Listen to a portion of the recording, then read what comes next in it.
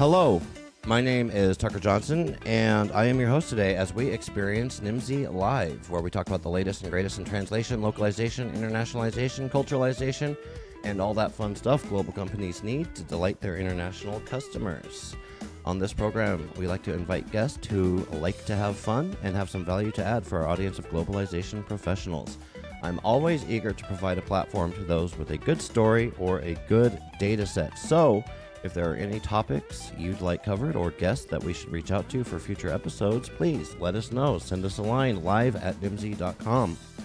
If you haven't already done so, make sure that you are subscribed to Nimdzi Insights. We are coming to you live today on LinkedIn, Facebook, Twitter, and probably a few other places. All of our episodes and some workshops and other useful materials are over on our YouTube channel, so go subscribe to Nimdzi Insights over on YouTube. If you're following us here on LinkedIn, you will be one of the first people to know when Nimdzi Insights publishes new industry research or when we schedule new events like this. Quick plug for upcoming events. Nimdzi is going to be at Localization World next week in Monterey, so we look forward to seeing you there. We have 8 or 9 people, I think, so you will your cup will overflow with Nimdzi consultants and account managers and customer success managers at Localization World. So we look forward to seeing you there. So without further ado, I'm going to get into our topic today. Uberization is a word that has come into our common vocabulary over the years, meaning the platformization of work and representing what we call the gig economy. While the company Uber is famous for providing rides and food delivery services, many do not know that they do much more than this, managing their core technology and supply chain management capabilities for a whole host of services. Today, we talk to Hameed Afssari, who needs no introduction for many in our industry. Hameed has been Director of Localization Services for Uber and is taking an increasingly expanding role overseeing Uber's global scale solutions team, providing AI data labeling, annotation, testing, and localization for all of Uber's internal requirements for 8 years.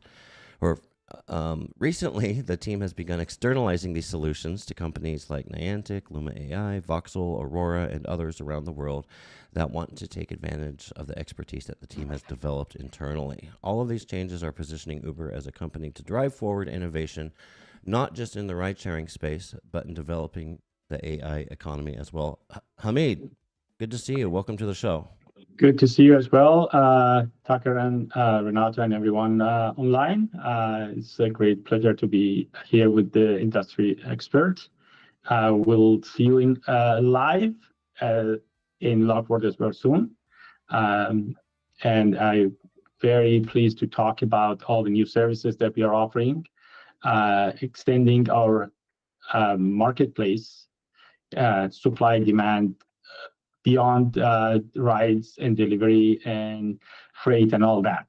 It's only a natural extension of what we built past 10, 15 years, where we also offer this, what we built internally over the last few years. And I don't want to say we perfected it, but we optimized it. Now we are ready to offer similar services externally to large and small companies. As you know, Uber can scale up and down.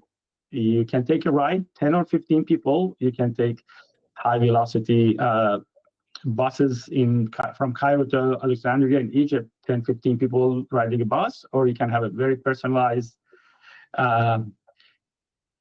ride, just yourself in a luxury car in Dubai or in the US, or take an Uber Bolt.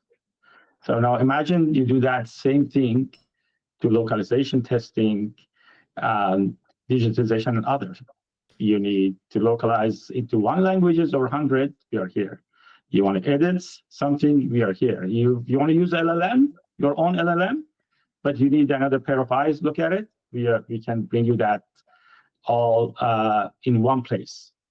And you don't have to pay a fixed cost for that. Just imagine you pay for what you use. Oh, just like Uber. Or just like rides. Yeah. Right.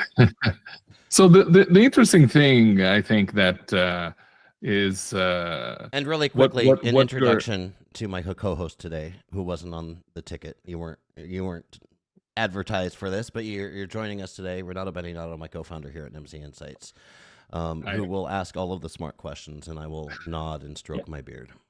And it makes it exciting. We might get too technical in depth and say, hey, get your elevator pitch here, man. Yeah. So thank you for being the elevator operator on all time. Will it press the button for you?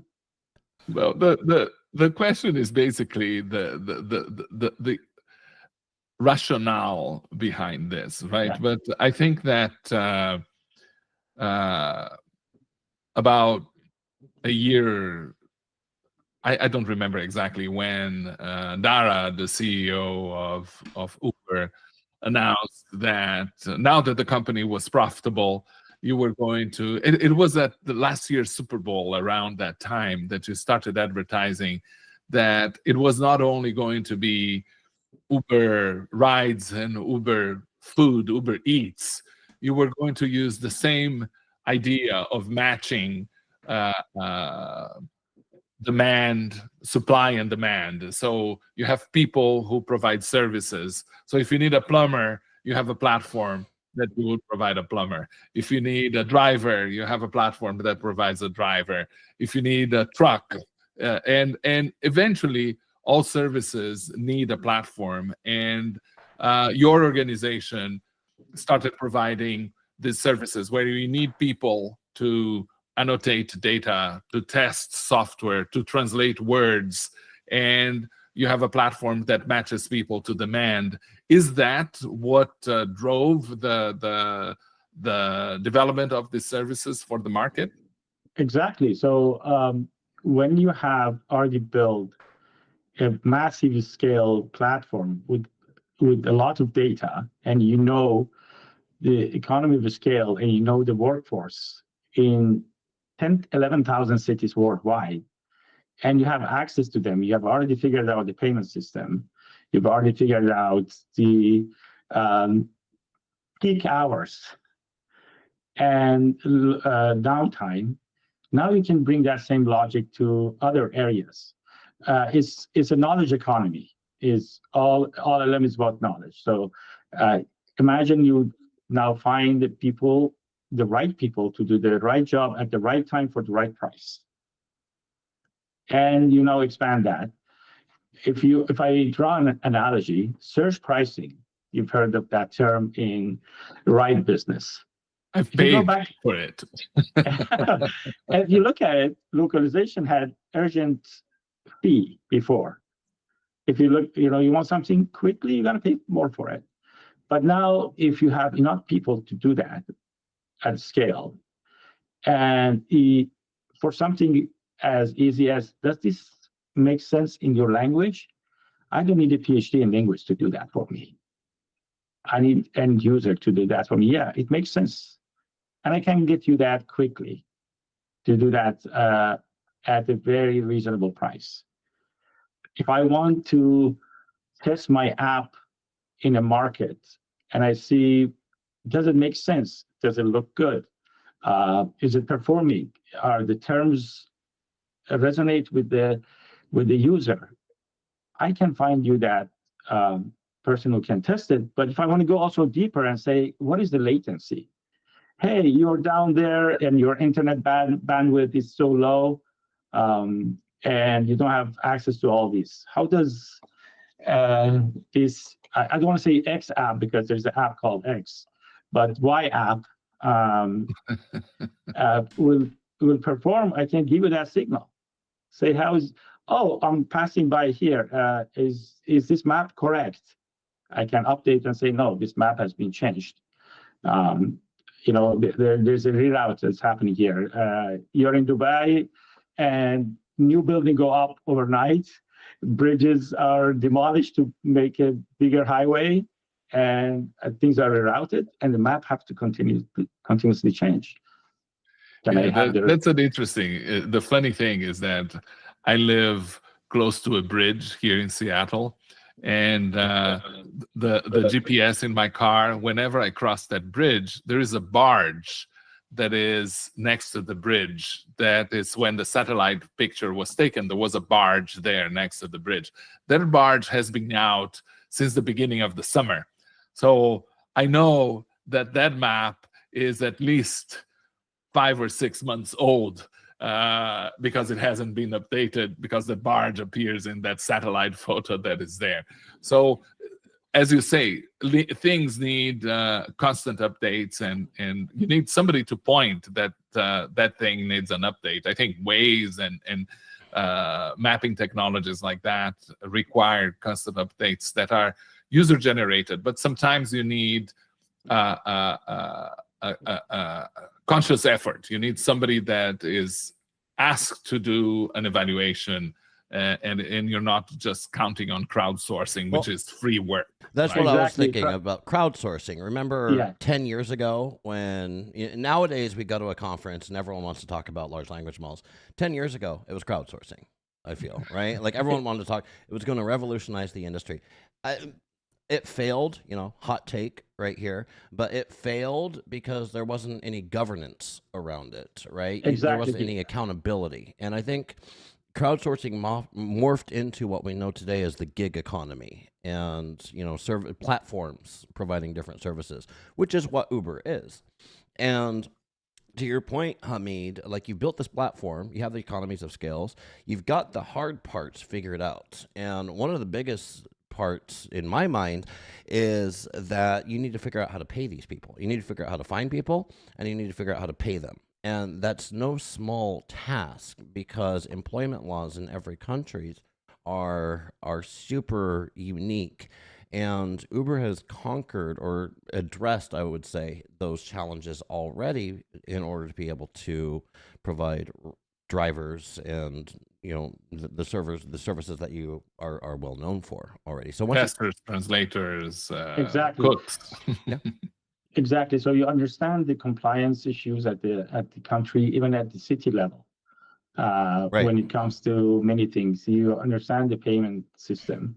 You can leverage a lot of learning from there in here, but more importantly is you also have access to a lot of other information in terms of what is the availability of skilled workers in the markets. You can access those. You also have that agility to move fast. So you mentioned crowdsourcing, Renato.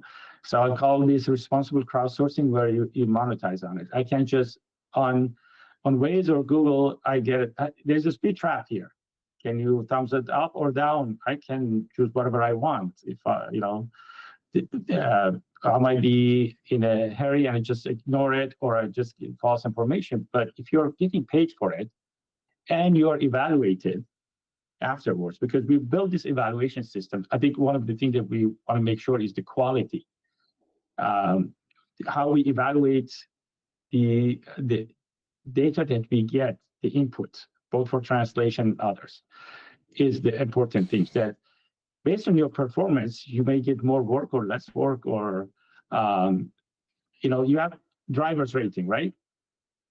That's not about me coming and evaluating. It's about the user evaluating how was their ride. Mm-hmm. Mm-hmm. And of course, tip takes a place in there. But imagine you have that real-time evaluation of the journey that people took, and you use that. Going back to localization, we for 40 years we use EPT, and like what does that mean? But now I tell yes, this localization makes sense in the language, and it provides seamless experience for people, and what we call here at Uber magical user experience. That's what your end goal is, and you simplify things. The ride is provided. I have a rating. I have a review rating. You have a review rating. I do get more gigs and all that. And that's ratings also not coming from Uber. It's coming from in this case, client. Mm-hmm. Let's go into a little bit of the practical story. So Tucker, this might be a good time for us to show the video from Dara, the CEO. Yesterday, he gave an interview to Business Intelligence, and do you want to share that with us, Tucker? It's like 30 seconds. Yeah, I'll bring it up here. We can't hear him. To be able to transition into over a long period of time. Maybe they go from driving to delivering to shopping. We're even now working on, actually, there's a group of our drivers and some non-drivers who are working on AI labeling and translation and essentially training AI agents as well as another kind of work, so that to the extent that there are autonomous vehicles coming onto the platform, maybe our drivers are training those autonomous vehicles. So we are working with expanding the scope of work. Okay. Yeah, so that's directly from the CEO of Uber. Yes. Right. So one of the things that you said earlier in the conversation is that it's something that it's available, it's easy, it doesn't require contracts and things like that. It would be like an Uber ride. So tell us a little bit about what is a typical type of project that you're getting? What kind of localization testing or localization language tasks are you receiving to do from the clients that you have that I imagine are Uber partners that already work with Uber in other services that are not just the rides? That's an excellent question. So we have a wide variety of this, and then the customer list is from large tech who are building the next LLM, and they want to make sure they reduce the digital divide and serve the next 4 billion people. They want to know if Swahili, their LLM prompts for Swahili returns the right answer, or is not far off from the right answer. So let's put it this way. Is it written the right way? Does it make sense to use it? That's a customer. And they want it. They give you the project today and they want it tomorrow. Mm-hmm. Because they don't want to pay a lot for it. And they don't want to pay a lot for it. Right. They want to pay the right amount. That's what I should have said. Yeah. Yes, right. Yeah, exactly. They don't want to be overcharged for it. They want to do the scale, and at the same time, they want to make sure that the quality is at the acceptable user level for that market, because we know markets are different. And we have a company that wants to is a remittance payment startup, wants to expand into the Arabic market. There are a lot of expatriates who work in well-off economies who send money back to their country. Mm-hmm. And there's a payout country and there's a receiving country. And you want to test this quickly. And you want people to be in that region. And we quickly test for them, or even localize into that language. So they do a lot of their work with LLM, but when it comes to looking at the privacy statement to legal statement, they want someone who has proven that they can do a good job, and we do that quickly for them. So we give you MT for all of this. And the beautiful things about our localization process is that, unlike many vendors, we are not tied to one MT. Either use mine or we can work with you. We build the orchestrator level that you choose the best MT or LLM for that localization. And you also choose the right person, human in the loop, wherever you need it. So I think giving the customer the choice is the key to our work.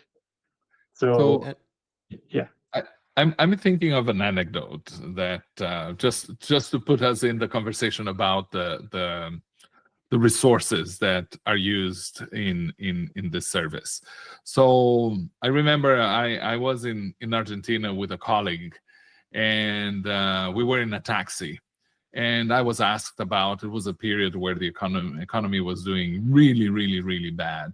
And we were talking about the quality of education in Argentina. And I told my colleague that Argentina has one of the top educational systems in the Americas. But one of the problems is that it generates an oversupply of talented people. And you had engineers, doctors, and scientists working as taxi drivers. And I'm having this conversation in English with my colleague, and the taxi driver turns around and speaks in flawless English. But the education is not as good as it was. When I became a doctor in the 1960s, the education was much better. So one of the side effects, let's put it, or situations that you have with the gig economy is that you have a lot of talented people. I have taken Uber drives with PhD students, with very talented people around the world that are doing this as a gig, as a side activity, as a way to make money. Do you leverage? Is the network of users that you have? Because one of the comments that people have, oh, we're going to take the drivers to be doing translations, we're going to take the drivers to be doing coding or things like that. But it's not the driver, they just happen to be in your system because they're drivers, but you're looking at real talent, right? Tell me a little bit about this process, this selection process. This is an excellent point. I think, first of all, we have the Uber drivers. There's a very big diversity, both in terms of their language, their cultural background, their talent, skill set. The assumption that they may not be PhD or well-versed in an area is a wrong assumption. We do have a very elaborate assessment system where you, for the gig that you are going to sign up, you will go through a quick but very effective assessment, and we know your level. And we will not give prompt evaluation that is about science or medical devices to someone who is just a linguist, right?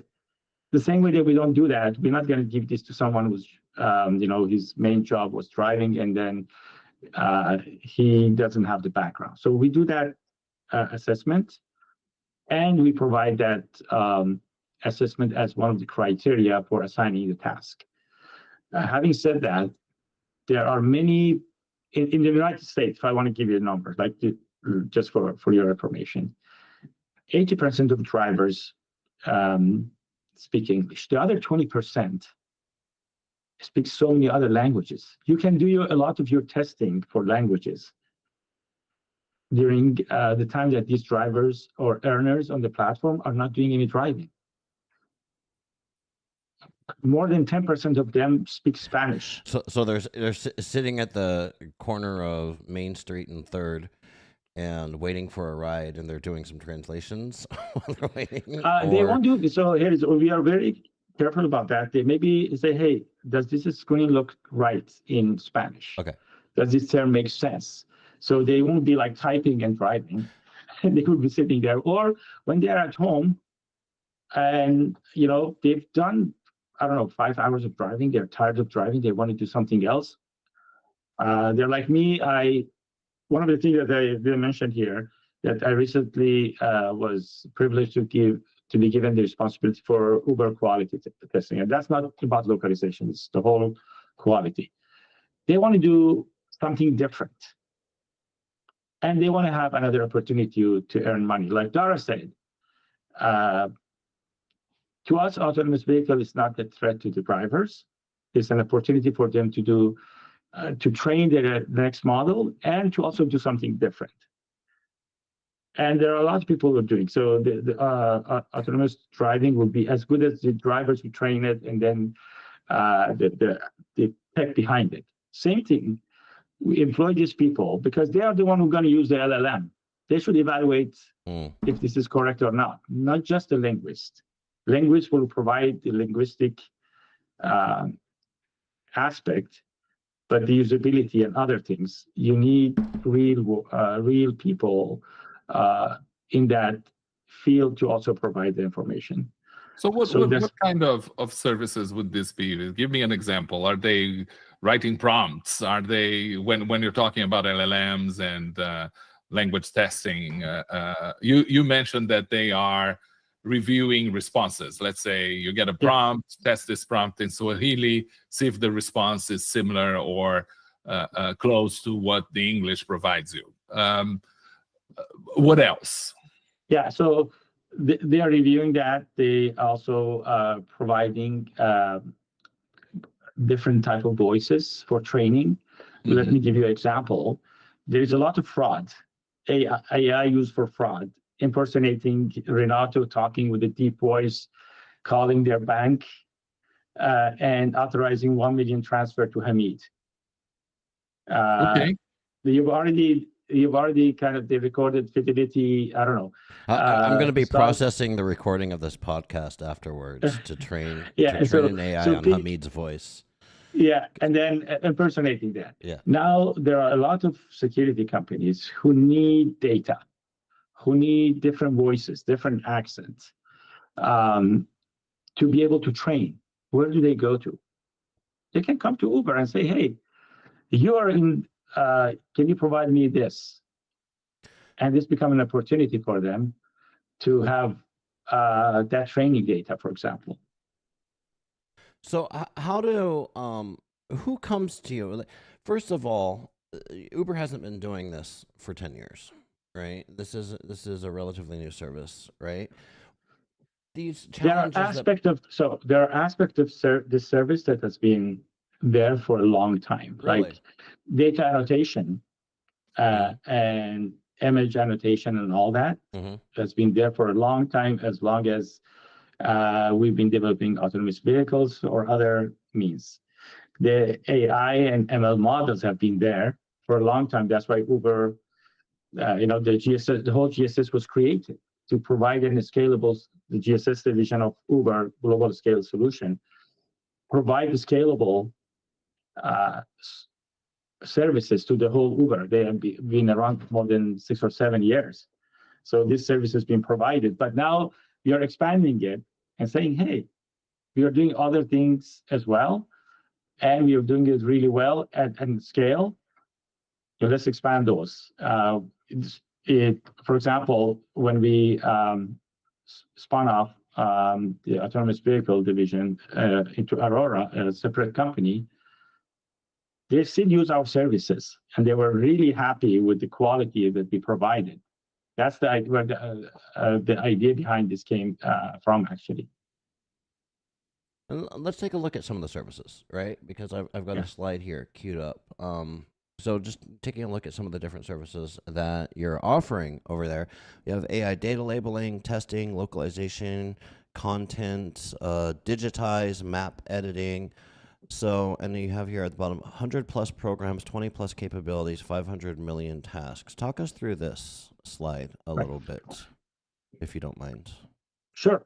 I think the data labeling scenarios resonate a lot with people on the autonomous vehicle side, on image recognition. It could be in an amusement park, and they want to look at the safety data. They want to see who is around kids there. It could be on LLM evaluation and annotating the data there, evaluating or rewriting prompt or rewriting translation of prompt. On the testing side, the testing goes way deeper than what we consider here at the UI testing. We provide testing at the usability testing of an app. Does the internet bandwidth and performance work well in different regions for companies? Or it could be, I'm building a new set of features. I want to make sure I quickly test it within a week. We provide that service. I'm an insurance company. I have a lot of different scenarios. I want to test it. I've just released my app. On the localization, we provide both the translation, but a lot of review and audit, as well as LQA. We provide the tooling. You probably have seen the tool that we demoed to you, Renato, and then it's going to be at Lockroll, where we can do testing for languages at scale and automate that process. But they also have the human in the loop. Maybe that's going to give you 80% accuracy. But then we say, hey, we're going to put the human in the loop, a tester who knows Arabic out of Egypt or Jordan, takes that 80% accuracy of this to 95%. Then we have the document digitization. Imagine insurance companies with all the paperwork that they have kept for 34 years. They want to digitize a lot of things, the process that they take. On the map editing, I gave a couple of scenarios there already in terms of what can be done. The beauty is that you may bring your own tool or you want to use our tool. Mm-hmm. A lot of companies have developed their very elaborate tool, but they know they are only at 70, 80% of accuracy. How do they make their tooling better, at the same time have a better experience for their users and their engineers, and they get to 95%. A lot of companies, let's say Microsoft, they expect engineers to do testing as well. But how do they like that testing? How much the engineer is going to test? They want to code. Yeah, people always think that anybody can test something, right? I've run across this in the localization space as well. It's like, oh, just get your translators to test it. And it's like, first of all, translators aren't testers. It's a different skill set. Second of all, translators don't want to do testing. They just don't, again, right? Also, you have that bias that comes in, right? You want to have a different pair of eyes looking at that, and from a different angle. That translator can do review for you, can do audit, and can do proofreading, but does it make sense in this context? One of the things that we've seen that we translate to for drivers, it has to be different level of reading. They don't have time all day to read 2 sentence or 3 sentence in. They want to tell me what you want me to do.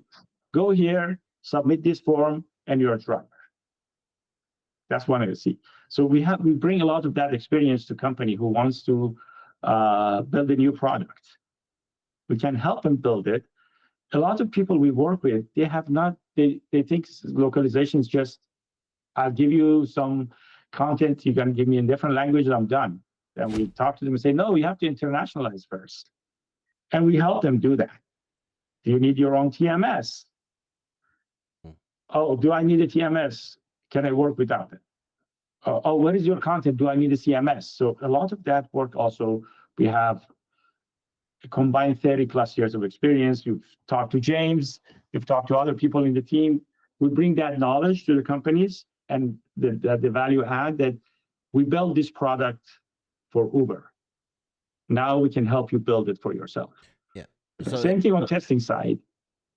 Yeah, we have a TPM, technical program manager, who builds things at scale for Uber. Now can come and talk to you and say, do you want to use Selenium tool or another tool for your testing? Right. Yeah. So this is when I said, like, Uber hasn't been doing this for 10 years, right? It's like, well, you have. But what's new, or relatively new, is that you're offering it externally to people, to businesses that want to take advantage of it. Exactly. Right? So what we are offering is, we know we have a platform. We know that platform has taken care of payment, has taken care of compliance and all that, has taken care of bringing people in masses to the platform. What we are bringing new is new set of skills and knowledge worker to leverage this platform to earn extra income and also solve a business problem. And the business problem is that I want the service now, I want it agile, and I want to just pay for what I use. Right. Yeah. So what's the use case for this? And Who would be a good candidate to use these services? Is it talking about like the small startup that doesn't have perhaps the resources to develop things internally, or is it talking about the large corporation that just wants to throw a ton of work at your platform, or both?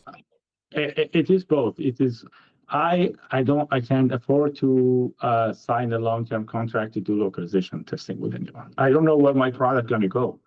I Okay. want to test the water, and That's I what I was wanted, kind of thinking would be a good use yeah, case for this. yeah. This is where we can actually offer you and say, hey, here's what we did for you. But we think if you do it this way, you can actually do a better job, and we can combine it. The thing is that right now you go to a localization provider, that's all they do.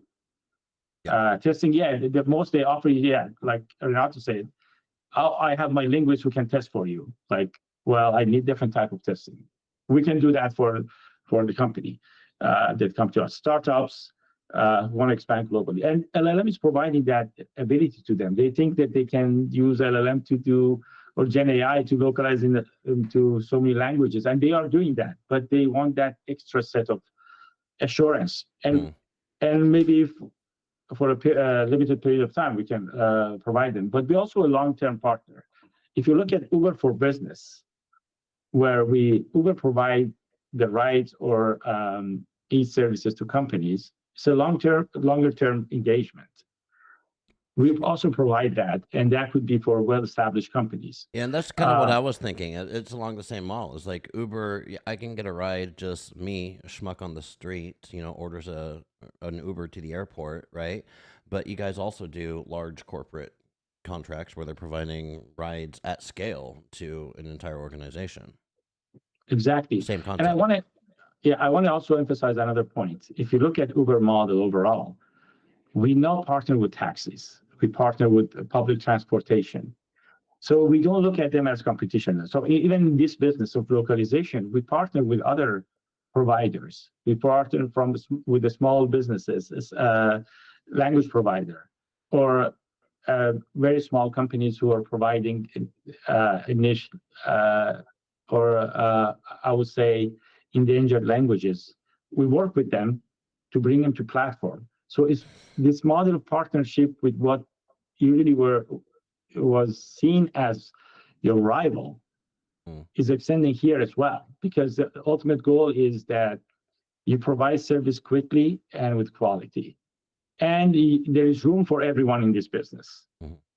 Yeah, that's the fascinating part of it. Is just that first of all, what we know is that this is an industry where you have very little barrier to entry, and then it's also very cooperative. It's an industry where we talk a lot about co-petition, where you use LSPs to localize Uber, but you're also localizing services for other companies. So it's a, let's say, a hybrid. I don't know if it is the right word, but it's an intricate model. Symbiotic.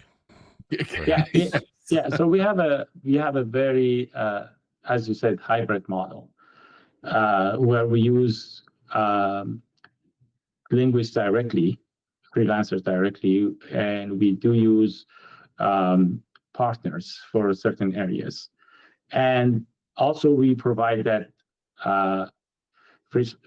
similar model for other areas as well. Because what we think is that the Uber marketplace has room for everyone to be part of this journey. So if you look in the right, there is a fleet model. There is the individual drivers and all that as well, and it's here also. Our goal is to make sure, for example, linguists and freelancers take home most of the money from a contract, as opposed to getting broken down so much that they don't, that they don't feel they are getting paid what the work actually is worth. Yep. Yeah, it's important because essentially it's a supply chain management problem. It's a logistics problem, and if the supply chain's not happy, then no one's happy, right? Yeah, and that's, I think, who better than Uber to manage that? Right. Having already built it. Right. For 100 hundreds of millions of drivers, and I would say a billion of passengers. Yeah. I would say billions of riders. So with the data that we have, very important point I want to make, we have a data team within the localization team that's now is extending to the testing team to look at all the data and provide this great analysis to companies.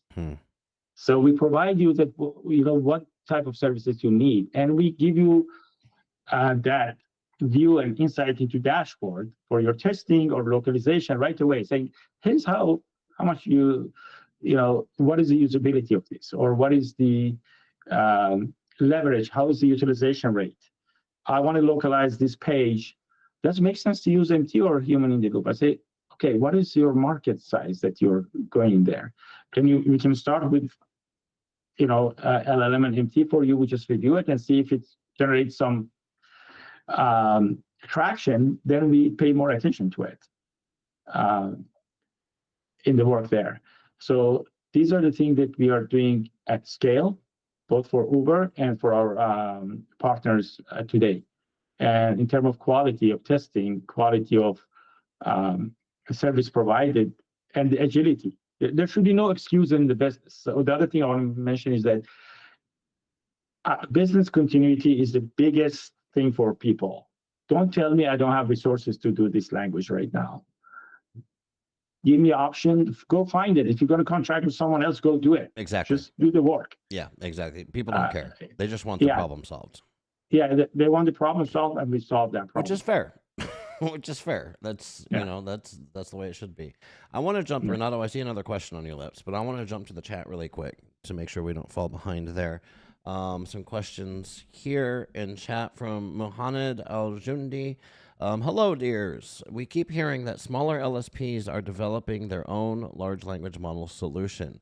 Do you think that in-house developed large language models are reliable? And I will open this up to Hameed and Renato, because I know you've been talking to a lot of LSPs out there as well, Renato. So I think there's a myth that there is a lot of myth around that. There's the terminology that is used that I'm developing my own LLM versus I am building on top of that LLM that's already there, whether it's an open source or... You're customizing an LLM. Customizing, because I guarantee you there's not, I can't guarantee because I'm not sure. So I don't think there's that many LSPs out there that are developing from scratch their own large language model out there. Yeah, so I'll give you somebody send me that, say, hey, we've developed our own LLM. It supports multilingual, Persian and Arabic. I say, okay, I'm going to ask you something in Persian. I type the question in English that, what is the Farsi word for camel? He gave me the Arabic word for horse. So now when we talk about reliability, is as reliable as the data that you feed it, as good as the people who develop it and provide you the data. And that's where the point that we have, that we provide reliable data for you to build your LLM. That's one of the things we're actually doing today as we externalize these services. When we get the data back, we also evaluate if two people are providing that, is there consensus between them? How far they are apart in their answer? So the answer is it reliable? It depends on the data. Is it their own LLM? I don't think so in most cases. Yeah. Anything to add, Renato, or we'll go to the next question? No, same thing. I had an interesting interaction yesterday, and I tested it with 3 different LLMs. It was a funny thing in a translation from English into Spanish, and it was essentially something talking about 4 words that are so important, 4 words that you need to bring with you and remember always, and you're not alone. So the translation into Spanish was 4 words, and then the sentence was "no estás sola," which is only 3 words, right? So there are these challenges that you have, that sometimes the task is not just a literal direct translation. You have to know some math also.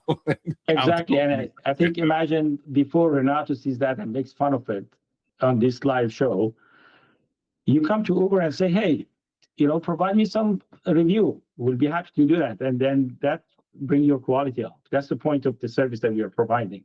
Yeah. I know Silvio had a question. I just glanced at your screen, and one of the question was it from Silvio at PayPal? Yes. Silvio says, evaluation of search results. People already do this task. They do it, but do they do it at scale? Do they do it for thousands of prompts in very little time? And is there a structure behind it? People, if you come back to Uber, people were taking taxis to go somewhere. Yeah, people were doing tasks, but now they are doing better. They have more choices. What we are saying is that a lot of these things are already being done, but what Uber provides is scale, flexibility, customization, and affordability of the task that needs to be done. Absolutely, you're right, Silvio. This has been done, and it predates even search. Yeah, and I think it's being done.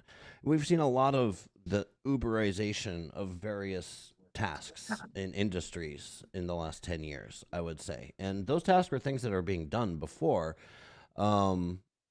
They're just now being put into a platform that's more user-friendly. I don't want to say user-friendly, but it's becoming more accessible for the people. It's connecting people is what it is, right? At the heart of the gig economy, it's all about connecting people. It's about connecting supply to demand, right? It's the automation of the platform, right? So this whole process of making the connection. And Silvio has a follow-up question here that I think is interesting, which is essentially the summary of what we're talking about. All right, we'll get to you, Kyle. But Silvio says human feedback is expensive. Uber gets human feedback from multiple humans for free, i.e. driver ratings. They could get translation evaluation the same way, couldn't they? Is that the plan? I think this is, I love this because this gets to the heart of it, right?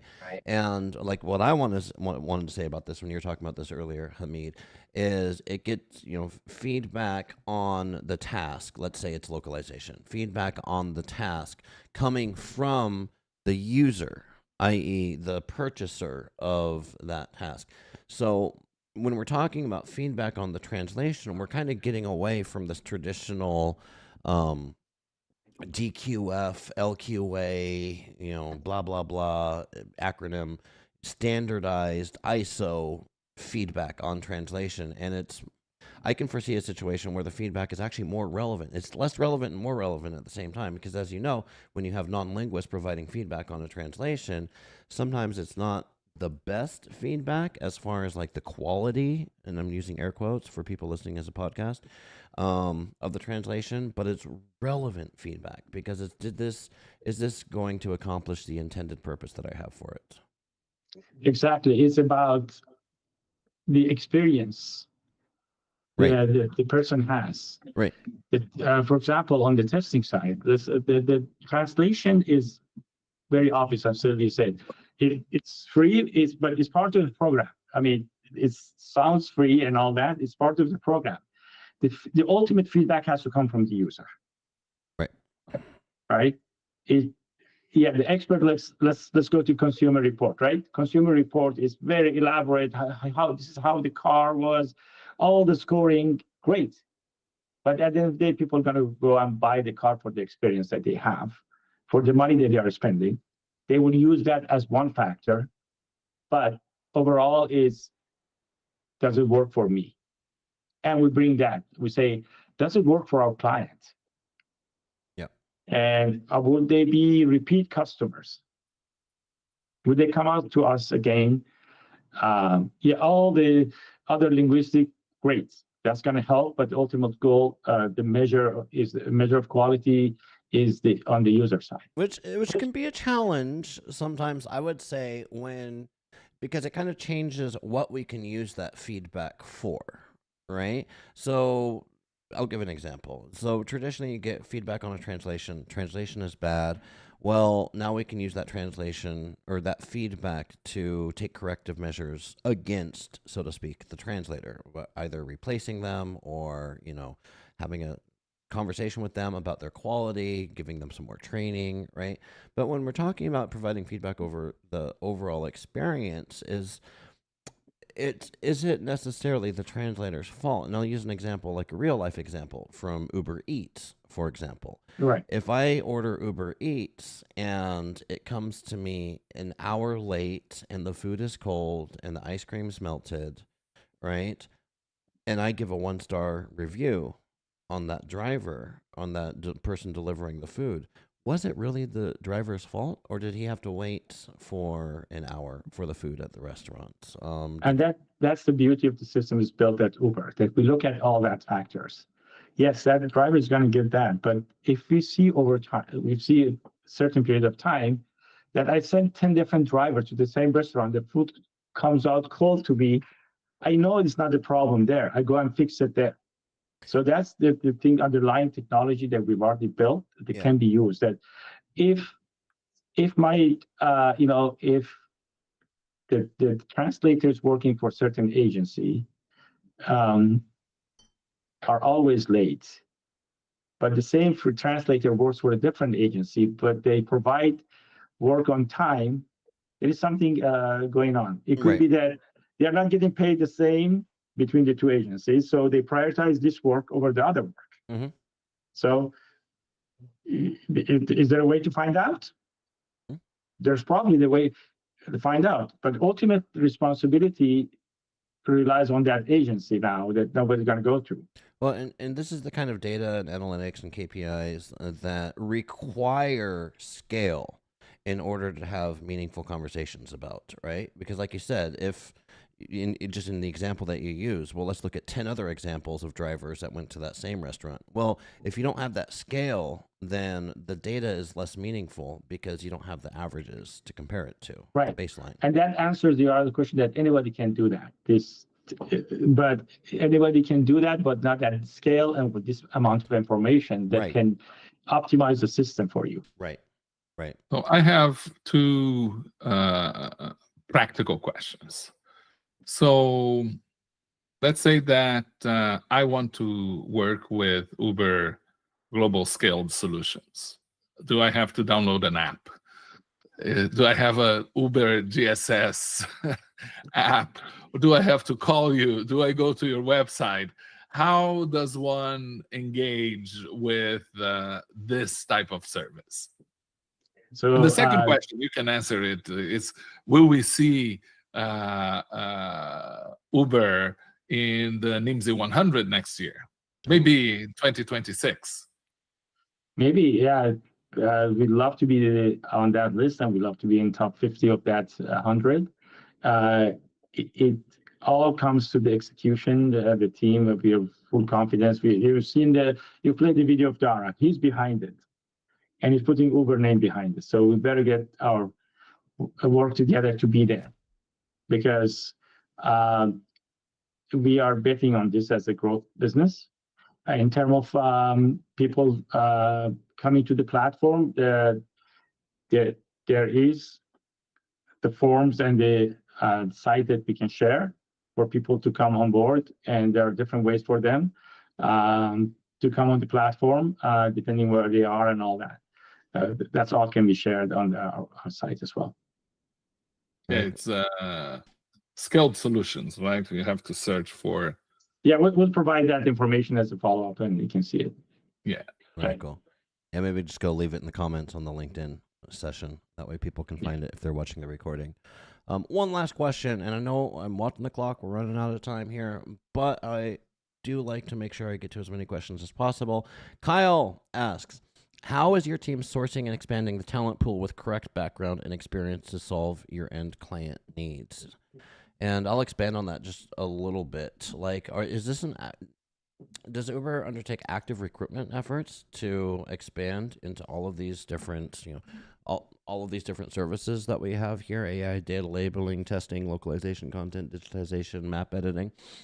Is this like an active recruitment effort, or are you taking a look at the talent pool that you already have accumulated over the years? It is both of these. Is actively you need, in the industry, a lot of platforms and companies says we have 1 million active users in our platform ready to help you. But when you go talk to them, it's probably 10,000. And then for a certain task, it's 500. So to address the question that we talked first from the comment on the LinkedIn, we do both background check, we do assessment of the skill level, and we do have what we call a practice gig for them to show how good they are on the task they do. So all this would help us evaluate them.